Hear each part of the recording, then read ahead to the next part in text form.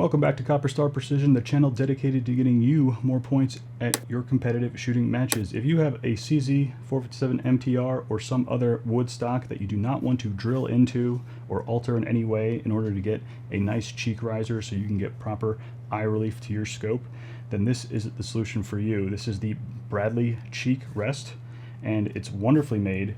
And there are a lot of other options out there, more universal fit options. There's Victor Company has their Titan cheek rest, which takes 2 screws straight down through the top. Matthews has one that's a little bit more adjustable, like this one is, how it has a downward slope here, which I'll talk about why that is in a second.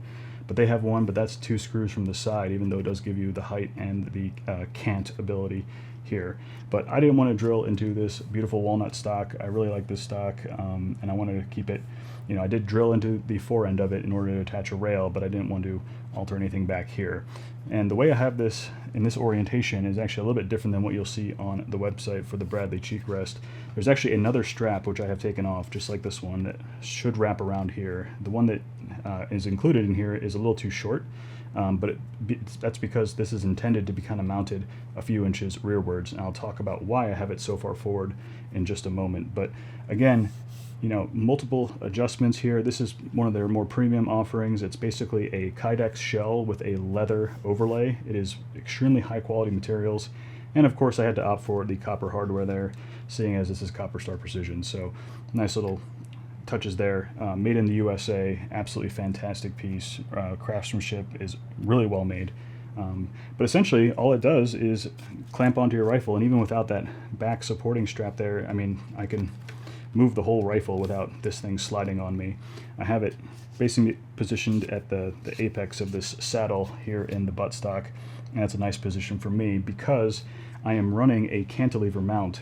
And the reason I'm running a cantilever mount, which is normally typically what you see on AR rifles and that style, is because I want to actually shift the entire scope forward to get more weight out front, in front of the rifle towards the fore end, in order to get my balance point as far forward as I can. Of course, I have the heavy Arca rail here from DST Precision, the rail, and yeah, I'm just trying to push all that weight forward, mainly because this trigger cam weighs 1 pound in the rear of the scope, which really offsets the balance.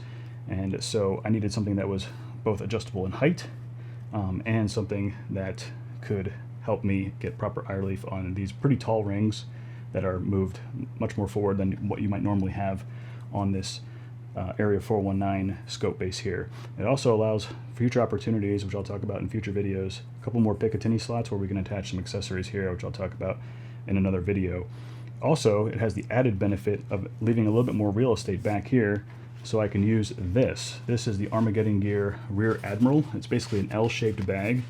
It goes over the buttstock of your rifle, just like that. It cinches down with 2 straps, and that gives me a nice bag for when I use tripod rear. Big shout out to Dave, who let me borrow this for nationals. I have a feeling that tripod rear is going to be pretty popular on a lot of stages, and this is just next level. This is kind of a newer bag from Armageddon Gear. Obviously I'm a huge fan of their products. You see me use them at their bags at matches. This is something new to me. I'm going to get some reps in with this with tripod rear support. But the idea here is that this basically acts as a rear bag that stays on the rifle. It is extremely light, so it's not going to affect the balance whatsoever. But it gives you something to basically grab onto the tripod leg, which goes right here, and squeeze as you would a normal rear bag. Pretty ingenious design, absolutely fantastic. Again, super lightweight, and because this is so far forward, it gives me that real estate in order to use something like the Rear Admiral from Armageddon Gear. Why do I have this slope downwards? Well, about getting proper eye relief on the rifle, it's a little bit faster for me with this sloped cheek riser than something that is flat. If something is flat, basically, if you have it set up correctly and your scope set up correctly and it's flat, basically wherever you put your cheek, you're going to be looking through the center of the scope. But the question is, depending on how forward, how far forward or backwards you are, you're going to get that scope shadow where it looks like there's a black ring around the scope. You're not getting the full view of the scope. Here, because it's just slightly angled, I have it at the 3rd from the top hole in the back and 2nd from the top hole in the front. So it's just one adjustment level of slope here. But just with that alone, basically if I come into the rifle and I'm too far back, I am looking basically at my turret right now.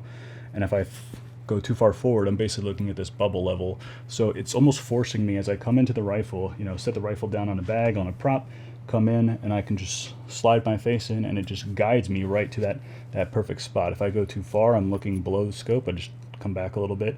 And it's a very fine, minute distance where you get that perfect eye relief, especially on a scope like this.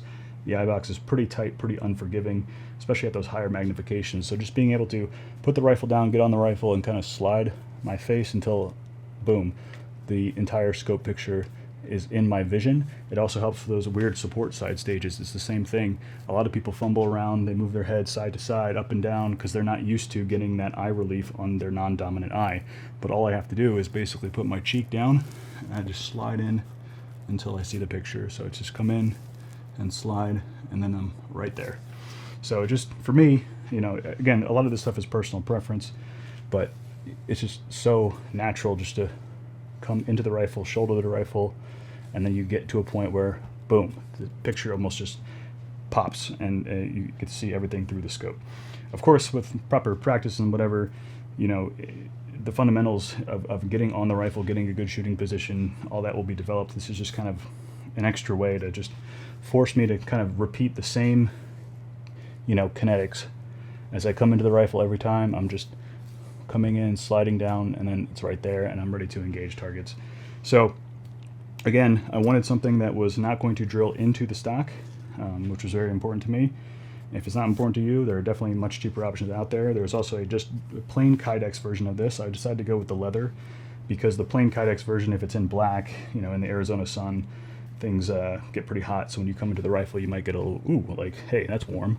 And it just might be enough to kind of throw you off a bit, which is why I much prefer sort of the natural feeling materials, wood, leather, especially in the heat here, because even aluminum chassis, if you don't have like a 3D printed sort of polymer cheek rest or anything like that, it's definitely going to burn you if you are leaving your gun out in 120-degree weather. So again, it's just really high quality, made in the USA. Just thought it's something I share. I had a couple of people ask me about what it was, where did I find it.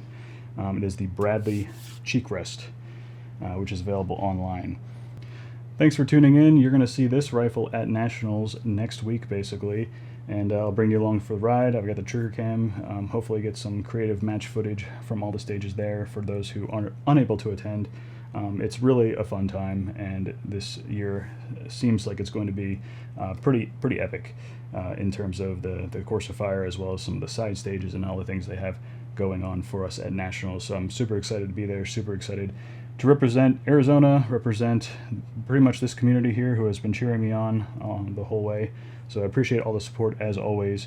We definitely have some more things to cover on this rifle as I kind of document and go through exactly how I have this competition rig decked out.